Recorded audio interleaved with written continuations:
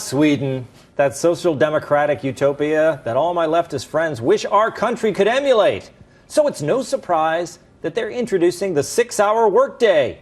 Yes, the land of universal health care and gravy-covered meatballs thinks 30 hours a week is plenty.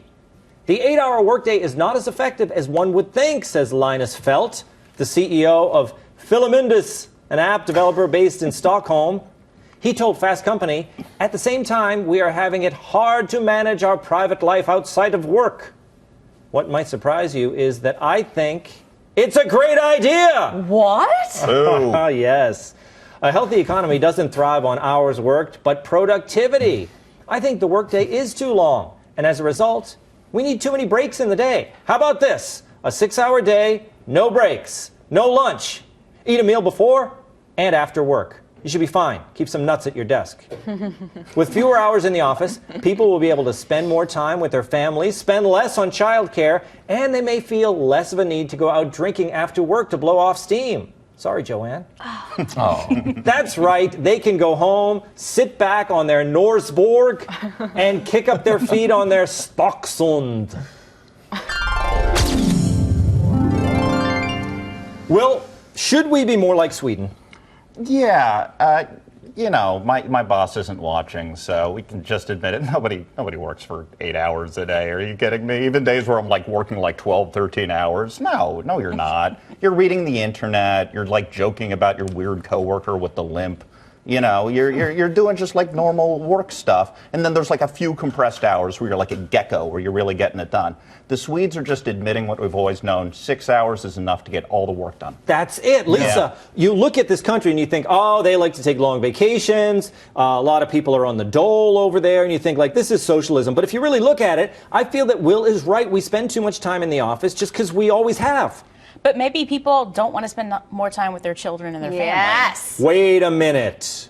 They want to be at work. They're going to work to escape.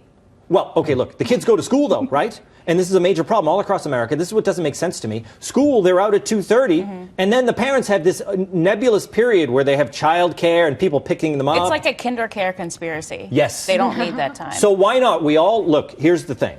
We drop the kids at school, go to work, and then we get out, and we just work. No breaks at all, and then we get out and pick the kids up at school. What do you think of that? I'm down for that. But wait, I don't have kids. Can I still leave at 2:30? Yes, you can. That's Okay. the benefit. We can all share in this productivity. What do you think? Can I still go out drinking afterwards, even if I wasn't stressed out? Listen, Ben, many days you only work 6 minutes, so this should seem ideal to you. Happy hour is now 3 to 6. Oh, wonderful. I love that. No, I have no problem with it. As a matter of fact, I would correct it a little bit more. You get into work at 9, 10 o'clock in the morning. No bathrooms at any work. As soon as you have to go to the bathroom, you're done. You work until you got to pee, and then you're done for the day. Oh, wow. But you got to work hard, So then the week of bladder would get a shorter day. That seems unfair to me. But you have to keep up the productivity. Otherwise, you're fired.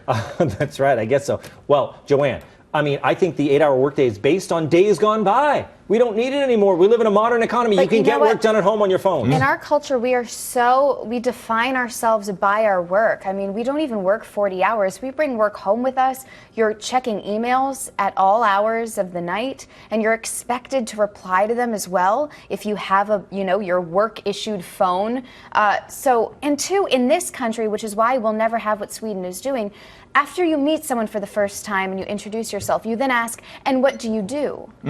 No other country does that I'm aware of. And I've met a lot of people. But, it's just that it's so ingrained in us that to work less would seem like we're missing a part of us. We're losing a part of our routine, of our culture. And it's sad that that's what it is, but that's the way it is here. But what if you take away the lunch break? Nobody can leave the office. You come in. In fact, I'm going to add a thing to it. No chairs. Everybody has to stand up all day. There we go. Yeah, you come in, you stand up, you do your work, and you just keep pounding it through. And then when by the time you're hungry, you get out of there. You're done. The more we talk about this, I like it less and less. And you know what?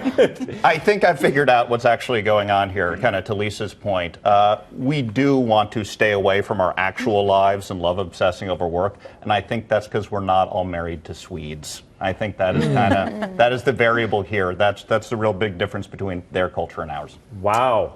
Amazing. Ben, you had one final point? The Swedish chef, I believe he's a Muppet, works very, very fast. That's right. So And he seems to get a lot done, and he has no eyeballs. Yeah, you imagine. He's blind. He does all of that. Amazing.